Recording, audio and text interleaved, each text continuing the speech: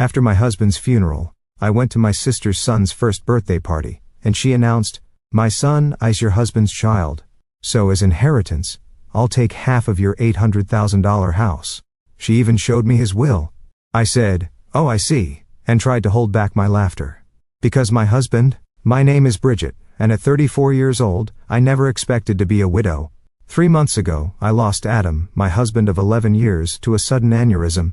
Just days after his funeral, I dragged myself to my nephew Lucas's first birthday party where my sister Cassandra dropped a bomb.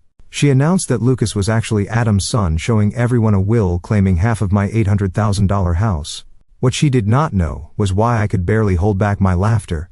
If you are watching this from somewhere where family drama hits close to home, take a moment to like and subscribe.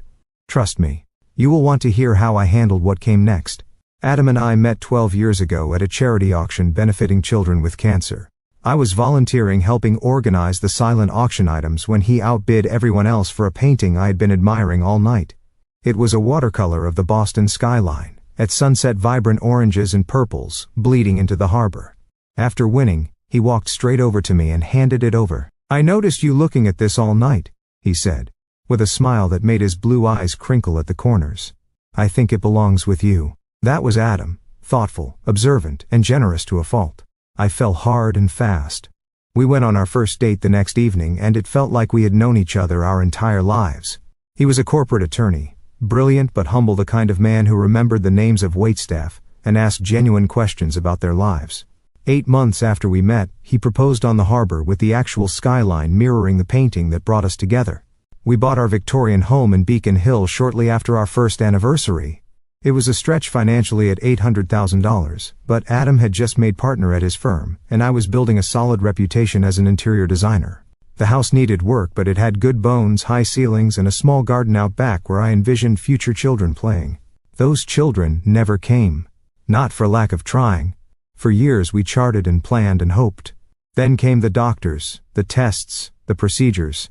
4 rounds of IVF that drained our savings and our spirits. I still remember the last failed attempt. The quiet drive home from the clinic. Adam reaching across the console to hold my hand, neither of us speaking because we both knew that was the end of that road. We can still have a beautiful life. Adam said that night as we sat on our porch swing. "You and me, that is enough." And he meant it. We slowly rebuilt our dreams. We traveled. We poured ourselves into our careers. We renovated the house room by room until it was the showcase home I had always imagined. Adam supported my business when I decided to launch my own interior design firm. Our life was full, if different than what we had first planned. My younger sister Cassandra was always in the periphery of our happiness. 4 years younger than me at 30, she had always been the wild child of the family. While I was studying design and building a business, she was bouncing between jobs and relationships. Our parents constantly worried about her, which translated to them making excuses for her behavior and bailing her out of financial troubles repeatedly. Cassandra and I had a complicated relationship from childhood. She was undeniably beautiful, with the kind of effortless charm that drew people to her. But there was always an undercurrent of competition from her side. If I achieved something, she needed to one-up me. When I started dating Adam, she suddenly became interested in law students. When we bought our house, she complained for months about her apartment, fishing for our parents to help her upgrade. It was exhausting, but Adam encouraged me to maintain the relationship. "She is your only sister," he would remind me. "Family is important." 2 years ago, Cassandra started dating Tyler, a bartender she met while out with friends.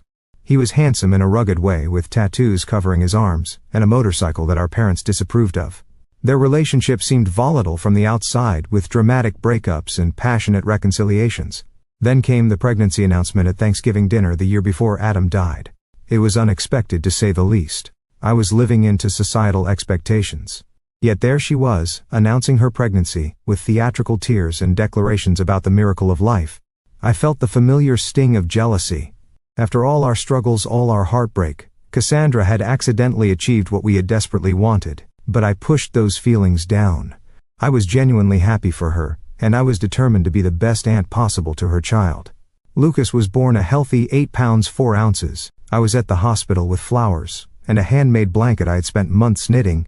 Cassandra seemed overwhelmed by motherhood from the start, often calling me in tears about Lucas's colic or her exhaustion. I stepped in as much as I could, sometimes watching Lucas overnight so she could sleep. Adam was less involved with Lucas than I was. In retrospect, I thought it was because of our own infertility struggles that it might be painful for him to bond with a baby that was not ours.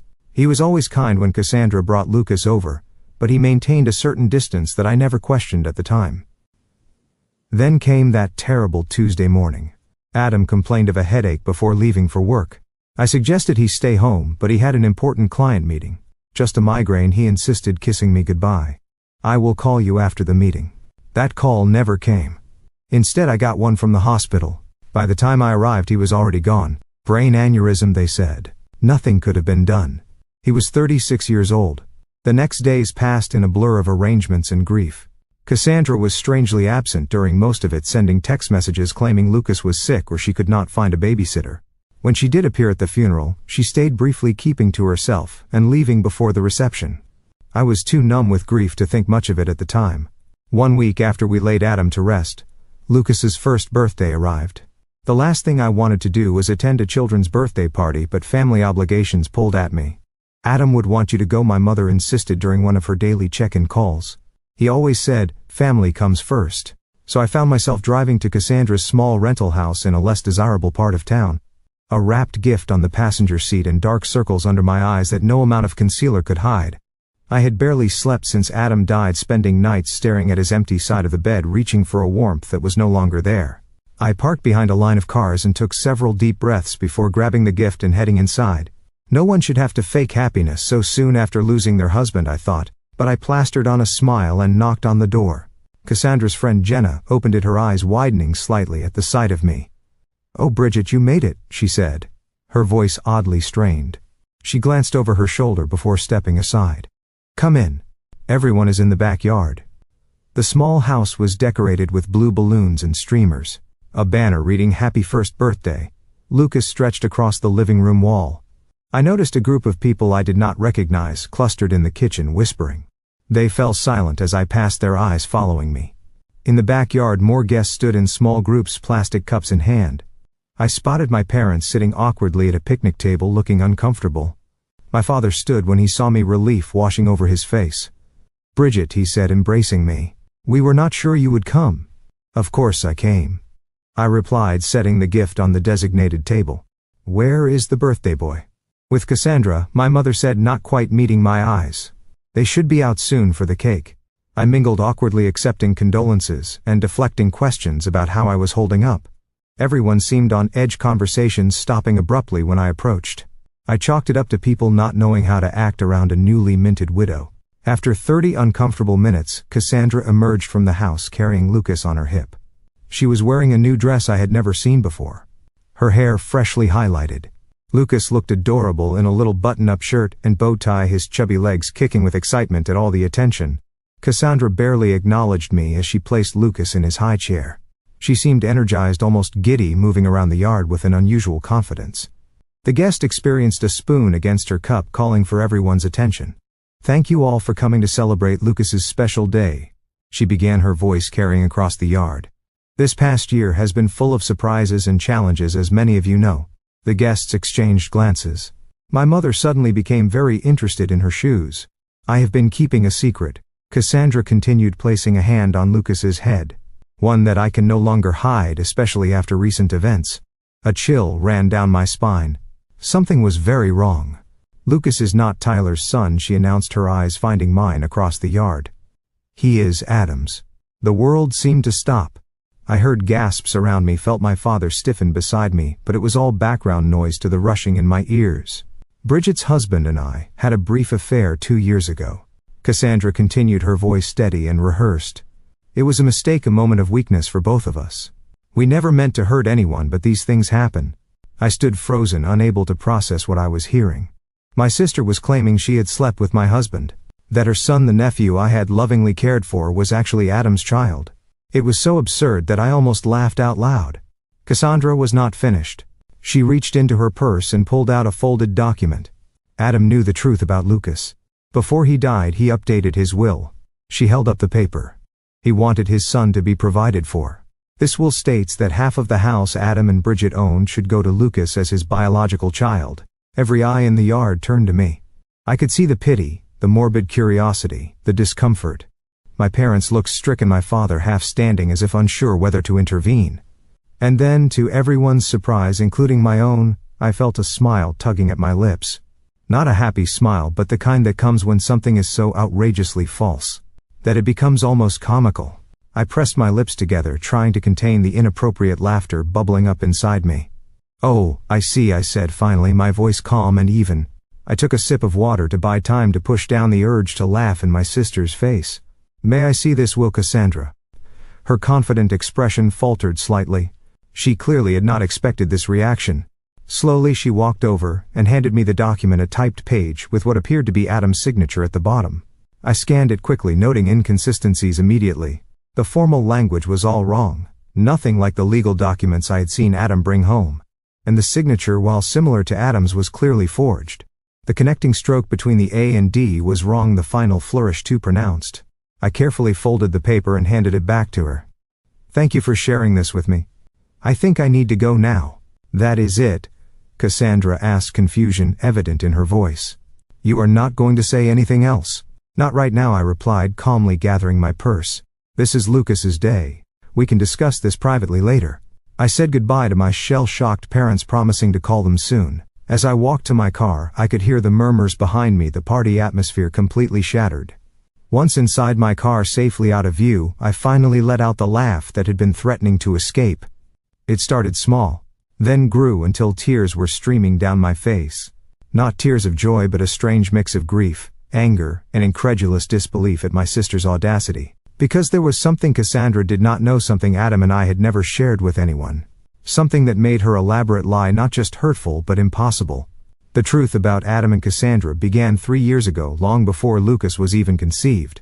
We had invited my sister over for dinner to celebrate her new job at a marketing firm, her longest employment to date. Adam had prepared his famous lasagna, and we had opened a good bottle of wine. It was a pleasant evening until I excused myself to take a work call from a client having a design emergency. The call took longer than expected, nearly 20 minutes of talking a wealthy client through hanging artwork. When I returned to the dining room, the atmosphere had changed. Adam looked uncomfortable, and Cassandra was sitting much closer to him than when I had left, her hand on his arm, laughing at something I had not heard. I thought nothing of it at the time. Cassandra had always been affectionate, and the wine had been flowing freely. But later that night, as we were getting ready for bed, Adam seemed troubled. "There is something I need to tell you," he said, sitting on the edge of our bed, "and I do not want it to cause problems between you and your sister, but I also do not want to keep secrets from you." He explained that while I was on the phone, Cassandra had made a pass at him. Nothing dramatic, just inappropriate comments about how lucky I was to have him, followed by a suggestion that he deserved someone who could truly appreciate him. When he had rebuffed her, she laughed it off as a joke, saying I was too sensitive if he thought she was serious. I was hurt but not entirely surprised. Cassandra had always pushed boundaries. We decided to let it go as an isolated incident, something caused by wine and her usual competitive nature, but it was not isolated. Over the next few months, Cassandra found ways to touch Adam whenever I was not looking, sent text messages that walked the line between friendly and flirtatious, and once showed up at his office, uninvited, asking him to lunch. Each time Adam gently but firmly maintained boundaries, and told me immediately afterwards. After the office incident, we confronted my parents about Cassandra's behavior. It did not go well. They suggested Adam was misinterpreting friendly gestures and that Cassandra just looked up to him as a brother. My mother even suggested, with good intentions but terrible judgment, that perhaps Adam was feeling flattered by the attention and exaggerating the situation. That night, Adam and I made a decision. We would create distance from Cassandra without causing a family rift. We declined invitations that included her, made sure we were never alone with her, and Adam blocked her number on his phone after she sent a particularly suggestive late-night message. Then came the medical issue that changed everything. Adam had been experiencing pain for weeks before finally seeing a urologist. The diagnosis was a varicocele, an enlargement of veins within the scrotum requiring surgery. The procedure went well, but there was a complication. The doctor recommended a vasectomy during the same surgery due to the extensive nature of the varicocele and potential for recurrence. It was a difficult decision, especially given our past fertility struggles, but we agreed it was the right choice for Adam's health. The vasectomy was performed 2 years before Lucas was conceived. We kept this medical information private. Even our parents did not know. After years of invasive questions about our childless status, we had learned to protect our privacy around reproductive issues. The only people who knew were Adam, myself, and Adam's doctors. After the surgery, as Adam was recovering, he made a prediction that seemed paranoid at the time. "Cassandra is not done," he said, sitting in our garden with an ice pack discreetly positioned. "I have a feeling she might try something more drastic one day." I laughed it off, but Adam was serious. The next week he scheduled an appointment with our family attorney James Wilson. I went with him, listening as Adam detailed Cassandra's behavior and his recent medical procedure. James recommended documenting everything: the unwanted advances, the medical records confirming the vasectomy, even text messages and emails from Cassandra. "You never know what might become relevant," James advised. "Better to have documentation and never need it than wish you had it later." We followed his advice, creating a file of everything related to the situation. Adam also updated his will properly, through official channels, making sure everything would come to me in the event of his death. James kept copies of all documents, and we placed the originals in a safety deposit box at our bank. Just in case, Adam had said when we locked the box, though I planned to be around to deal with any of Cassandra's drama for at least another 50 years. The morning after Lucas's birthday party, I drove straight to the bank. The manager, who had known Adam and me for years, expressed condolences as he led me to the vault. I sat alone in the small viewing room and opened the box Adam and I had filled with what he jokingly called our disaster preparation kit. Inside was exactly what I needed. Adam's legitimate will, notarized and properly executed, leaving everything to me.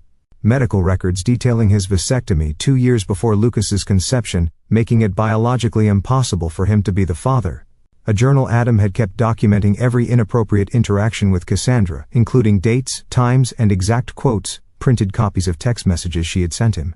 A letter from our attorney confirming that he had witnessed Adam's legitimate will, and was available to verify its authenticity. And at the bottom of the box, a sealed envelope with my name written in Adam's familiar handwriting. With trembling fingers I opened it, and began to read. "My dearest Bridget, if you are reading this, something has happened to me, and you have needed to access these documents. I hope it is many years from now, when we are old and gray and Cassandra's antics are nothing but a distant memory we laugh about. But if not, if the worst has happened, and she has tried to hurt you in my absence, please know that I tried to prepare for every possibility. Use these documents to protect yourself. I know how much you value family, how loyal you are to those you love. But you deserve to be protected from those who would take advantage of that beautiful heart of yours. I love you beyond words, beyond time. Whatever happens, know that, Adam." Tears streamed down my face as I read his words, feeling his love and protection reaching out to me even after death. My practical, thoughtful husband had anticipated this. Not the specific scenario perhaps, but the possibility that Cassandra might try to use his death to her advantage. I carefully returned everything to the box, except what I needed: copies of the medical records, the legitimate will, and selected journal entries. Then I called James Wilson and scheduled an appointment for that afternoon. James Wilson's law office was in a converted brownstone in downtown Boston, the kind of place that exuded old money and discretion.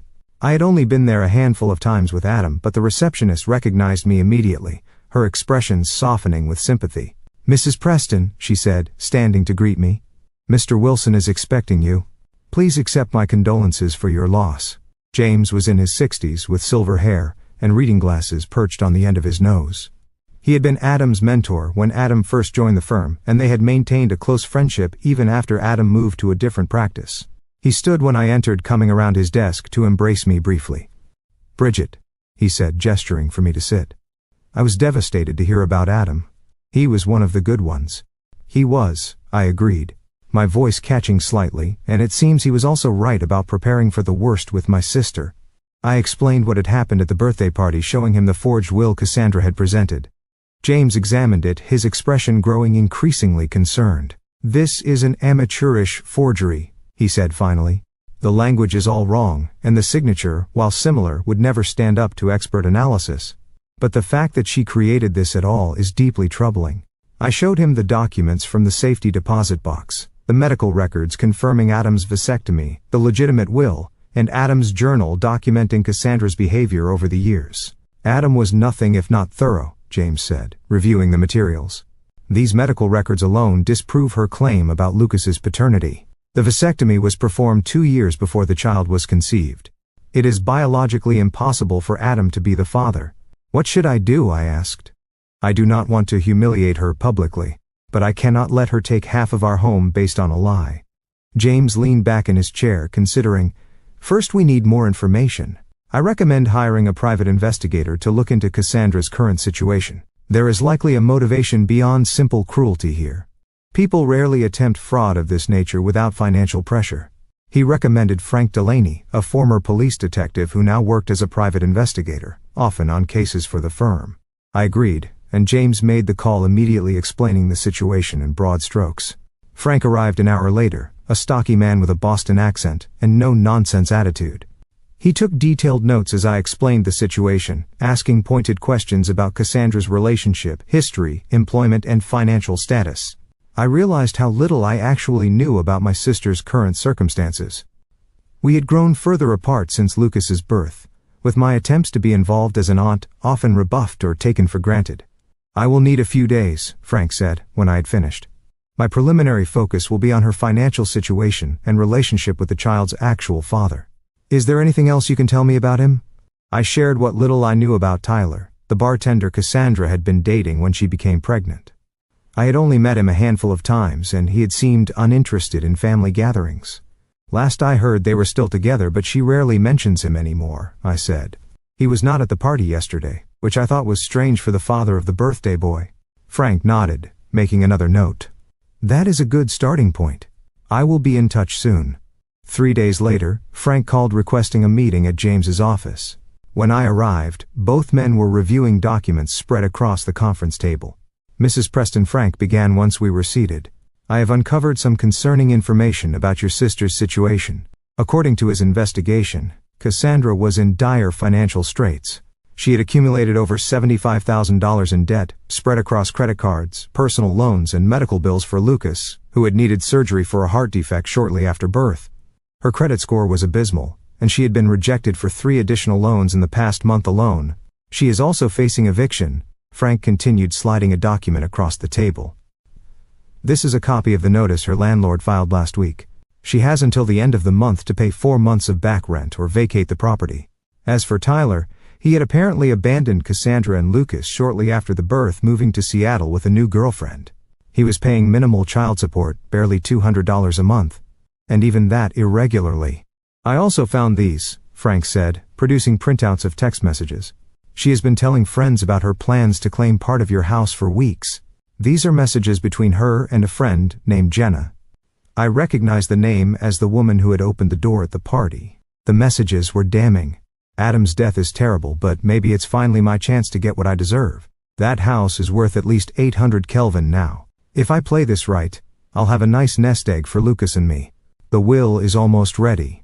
My friend Dave is good with Photoshop and found a sample of Adam's signature online from some charity auction. It looks totally legit.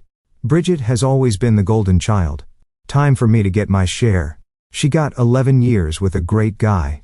The least she can do is share the wealth now that he's gone."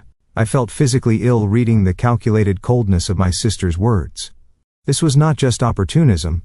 It was premeditated fraud designed to capitalize on my grief. "There is more," Frank said gently. "I ran a background check on Tyler Martin, the actual father. He has a history of domestic violence charges from a previous relationship and currently has a warrant out for unpaid child support for another child in New Hampshire. He is not someone you would want around your nephew." I sat in stunned silence, trying to process everything. My sister was not just desperate. She was willing to destroy Adam's reputation and our marriage to solve her financial problems, and her choice in partners had put Lucas in a potentially dangerous situation. "What do I do with all this?" I asked, looking between James and Frank. "I cannot just expose all of this publicly. Lucas is innocent in all of this. He is still my nephew." James removed his glasses, rubbing the bridge of his nose. "You have several options, Bridget. We could file charges against Cassandra for attempted fraud and forgery that would likely result in criminal penalties for her, possibly even jail time given the amount of money involved. Or," he continued, seeing my distress, "we could handle this privately. Confront her with the evidence, require her to retract her claims, and potentially work out an arrangement that protects both you and the child." I left the meeting with a heavy heart and a folder full of evidence. That evening I called my therapist, Dr. Laurel Chen, whom I had been seeing since Adam's death, and scheduled an emergency session. In her calm, plant-filled office, I unloaded the entire situation. "I am so angry I can barely see straight," I admitted. "But Lucas is just a baby. None of this is his fault. And despite everything, Cassandra is still my sister. Dr. Chen listened attentively, asking occasional questions about my relationship with Cassandra throughout our lives. It sounds like this pattern of competition and manipulation has existed since childhood, she observed. The current situation is an escalation, not an anomaly. What would you do? I asked desperately. I cannot tell you what decision to make, she replied. But I will say that compassion does not mean allowing yourself to be victimized. You can be kind, while still establishing firm boundaries and consequences. After much reflection, I decided on a course of action. I would confront Cassandra privately with all the evidence, offering her a choice faced potential legal consequences for her fraud, or accept a compromise that would provide for Lucas while requiring accountability from her. With renewed determination, I called Cassandra the next morning. We need to talk about the will, I said when she answered. Can you come to my house tomorrow afternoon? Just, Lucas. I knew you would come around, she replied, sounding smugly satisfied. I will be there at 2. I spent the morning preparing for Cassandra's visit, arranging documents in a logical order, and setting up recording devices on James's advice. Massachusetts is a 2-party consent state, he had warned me, so you cannot record her secretly. But you can ask for her permission at the start of your conversation, framing it as a way to ensure you both have a record of any agreement reached. At precisely 2 o'clock, the doorbell rang. I took a deep breath, steadying myself before opening the door. Cassandra stood on the porch looking polished in a new outfit, her confidence evident in her posture. Come in, I said, leading her to the living room where I had set up 2 chairs facing each other, a coffee table between them with a recorder, water glasses, and a folder of documents. I hope you do not mind if we record our conversation. It seems prudent given the legal nature of what we are discussing. Cassandra hesitated only briefly before nodding. Sure, whatever makes you comfortable.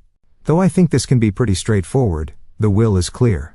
I turned on the recorder, stating the date and time, and confirming Cassandra's consent to be recorded. Then I sat back, studying my sister's face. Before we discuss the will, I would like to understand exactly what you are claiming happened between you and Adam. Cassandra launched into a well-rehearsed story about a supposed affair 2 years ago. According to her version, she and Adam had connected during a period when he and I were having problems. She claimed they met several times at a hotel downtown, that Adam had confessed his unhappiness in our marriage, and that Lucas was conceived during these encounters. He always meant to tell you, she said, her eyes wide with practiced sincerity. But then, Lucas was born with the heart condition, and he did not want to add stress to the situation. He promised he would provide for his son, though. I listened without interrupting, noting the inconsistencies in her timeline and the details that contradicted what I knew about Adam's schedule during that period. When she finished, I began asking questions. Which hotel did you meet at? I asked. The Mandarin Oriental, she replied quickly. And what room do you remember? She faltered slightly. It was on a high floor. I do not recall the exact number. What days of the week did you usually meet? Tuesdays? Sometimes Thursdays? When he told you he was working late? I continued with increasingly specific questions. What did Adam typically order from room service? What side of the bed did he prefer? Did he shower before or after? Details that only someone who had actually been intimate with Adam would know. Cassandra grew increasingly flustered, her answers becoming vague or contradictory. Why does any of this matter? She finally snapped. The point is that Lucas is Adam's son, and the will proves Adam wanted to provide for him. Actually, I said calmly, opening my folder.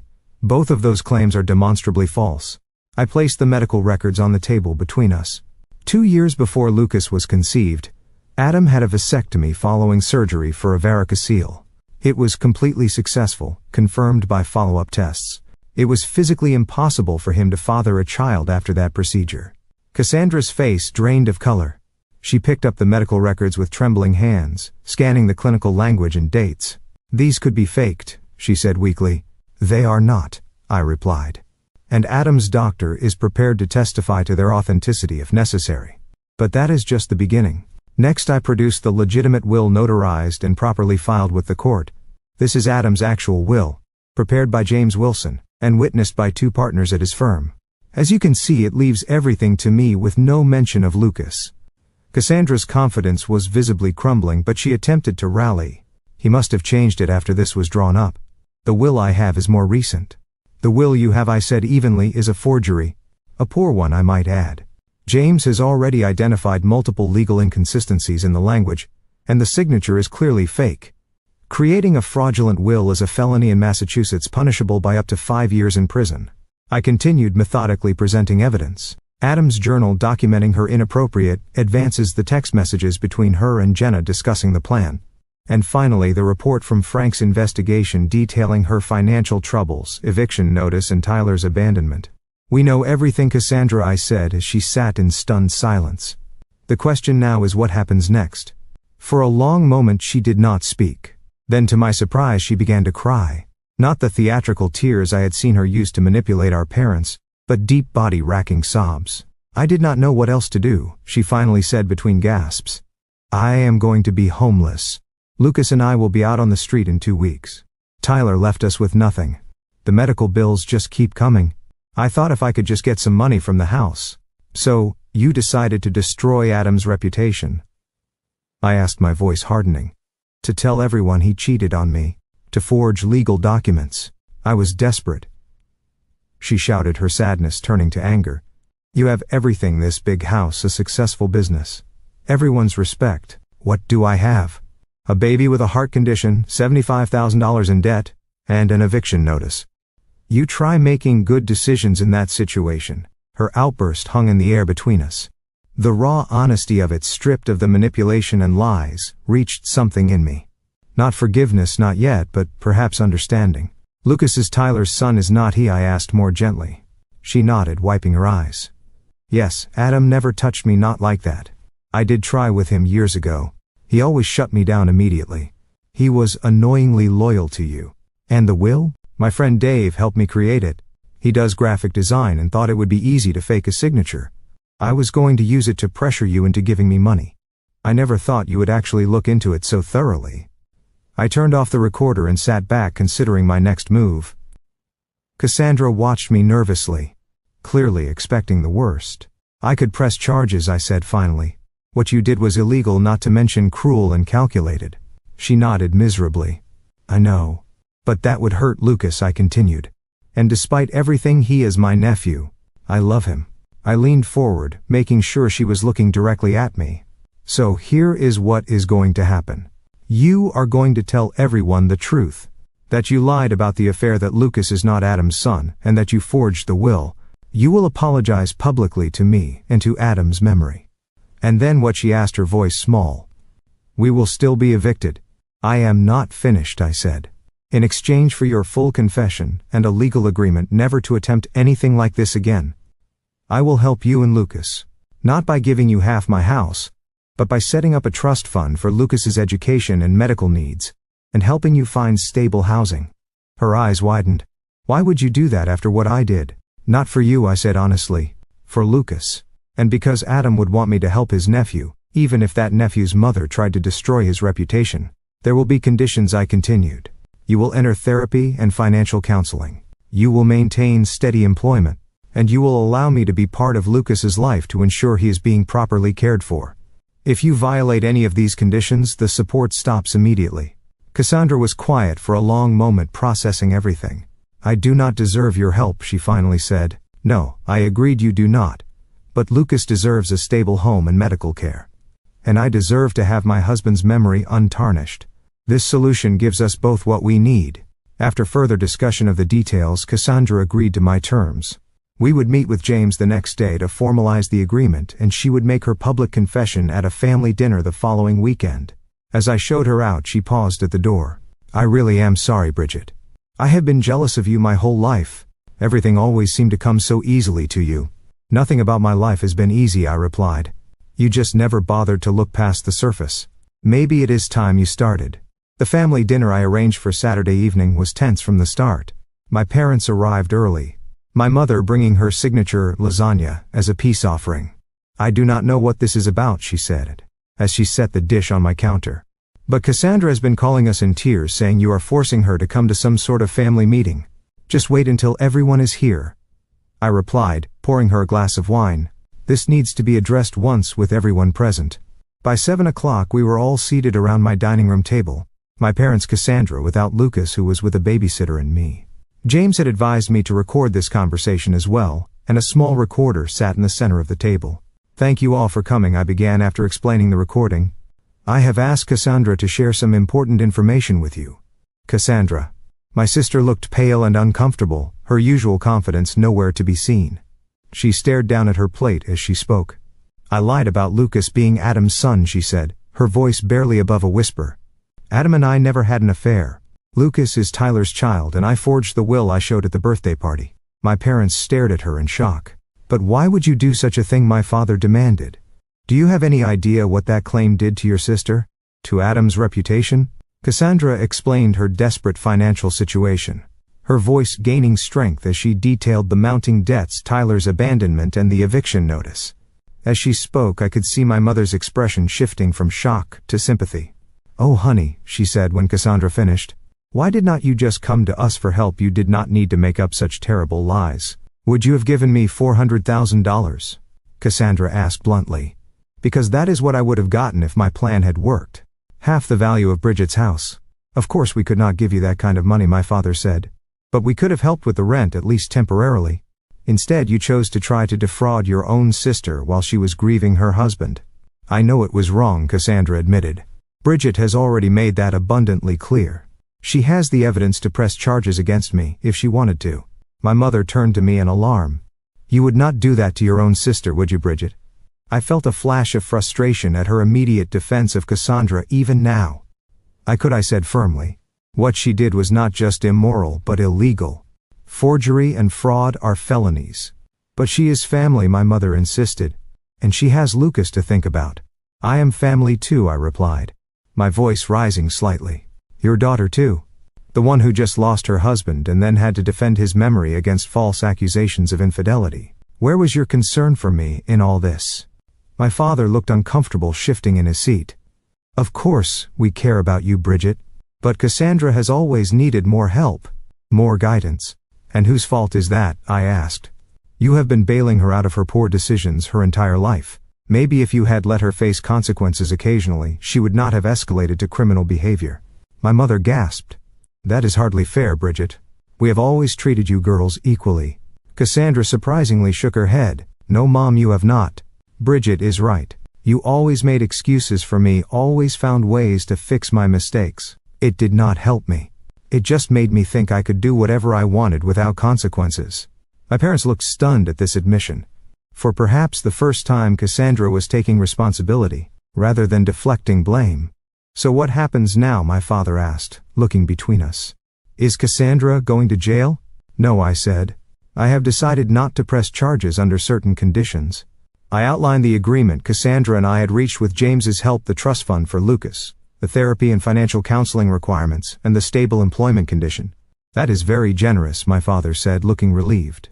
Especially after what she did. It is more than generous, Cassandra agreed quietly. It is more than I deserve.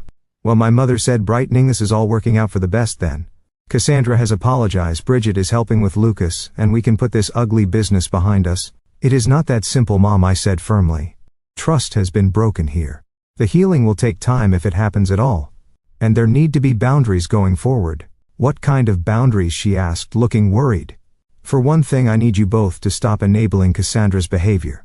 No more bailouts, no more excuses. She needs to stand on her own feet with appropriate support that does not perpetuate dependency.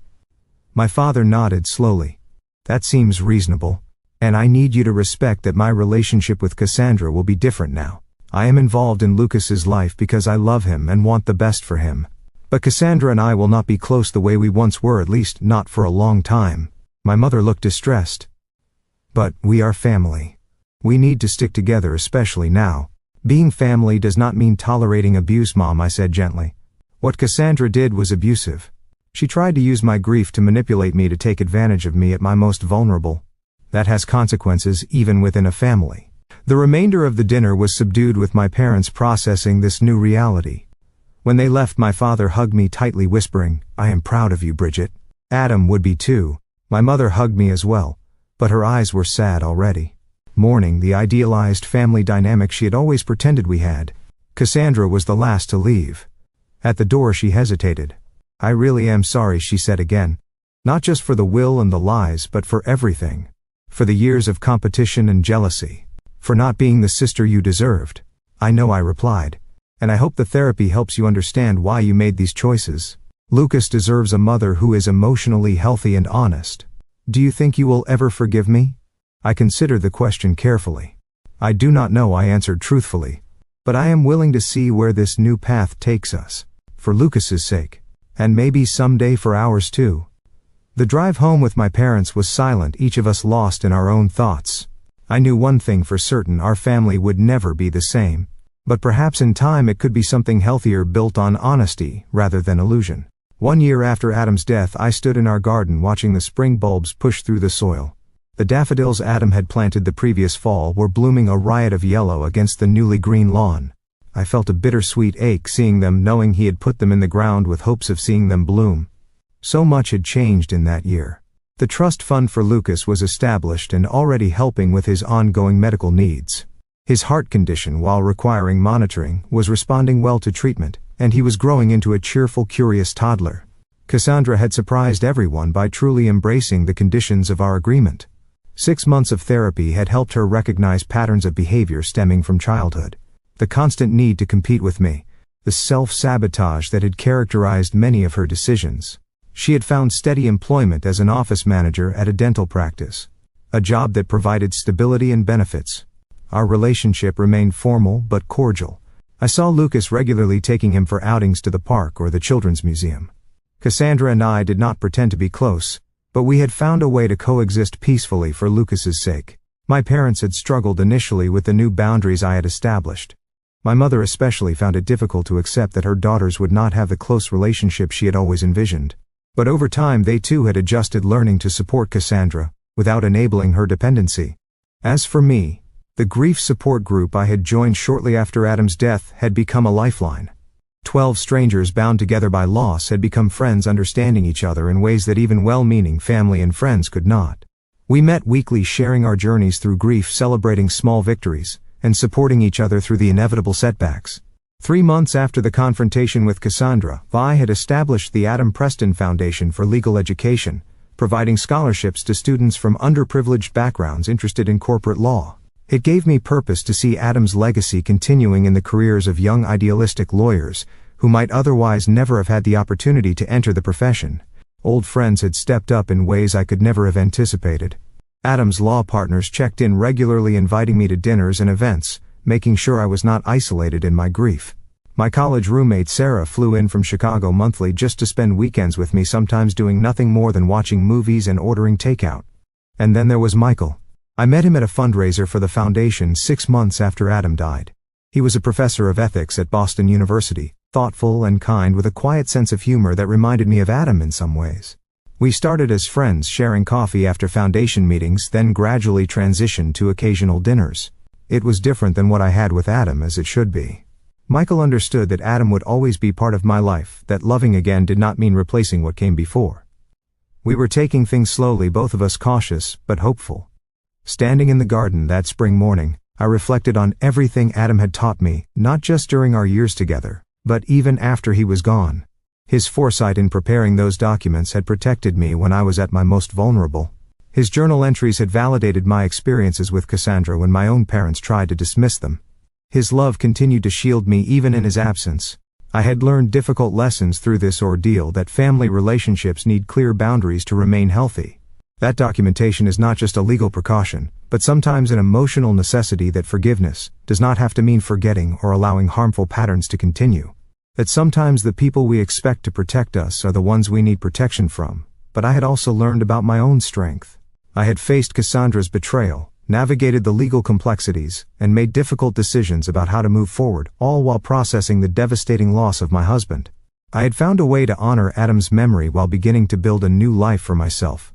The daffodils swayed in the spring breeze, resilient after the long winter.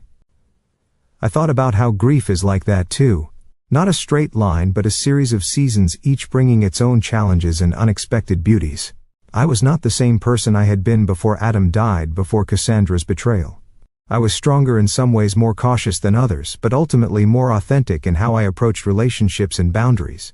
Sometimes the most painful betrayals force us to find strength we never knew we had. I said softly to the garden Adam had loved. You could not have known what would happen after you were gone, but somehow you prepared me to face it. And in that way your love protects me still. As I turned to go back inside, I felt a sense of peace that had been absent for so long. Not because the grief was gone, it never would be completely, but because I had found a way to carry it alongside hope for the future. Adam had given me that gift, teaching me that love endures even when the person is gone, that preparation and honesty are acts of profound caring. If there is one thing I would share with anyone facing betrayal within their family, it is this: protect yourself with both documentation and boundaries. The people who truly love you will respect those boundaries, and the ones who do not were never safe for you to begin with. Have you ever had to establish difficult boundaries with family members? Thanks for watching. Take care. Good luck.